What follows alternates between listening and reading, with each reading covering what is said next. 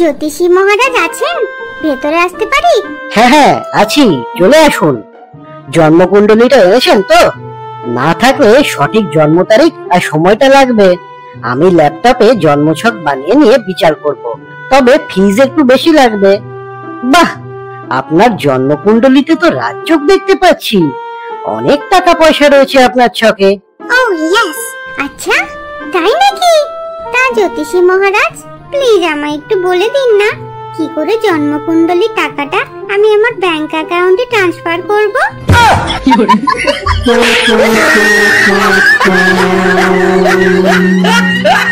Hello বন্ধুরা, welcome to গুগুডুগুর Discovery গল্প।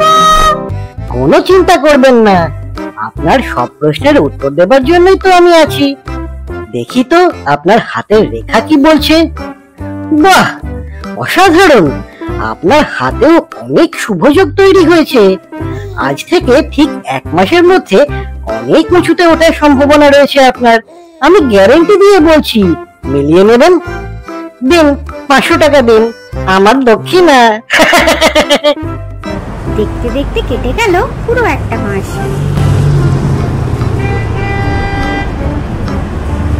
আজ তো 30 নম্বর দিন, কই কিছুই তো হলো না। জ্যোতিষী মহারাজ যে জন্মকুণ্ডলীতে পরিষ্কার লিখে দিয়েছেন 1 মাসের মধ্যে উচ্চতম স্থানে ওঠার যোগ।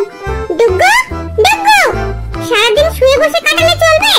চলো আমার সাথে, ঘরের কত কাজ পড়ে রয়েছে, একটু হেল্প করতে পারো না? সকাল থেকে পাখার ঝুল আর মাকড়সার জাল পরিষ্কার করছি। আগে যদি জানতাম যে এত উঁচুতে ওঠার যোগ রয়েছে, তাহলে ওই জ্যোতিষীটাকে ওই দিনই কেলিয়ে বৃন্দাবন দেখিয়ে দিতাম।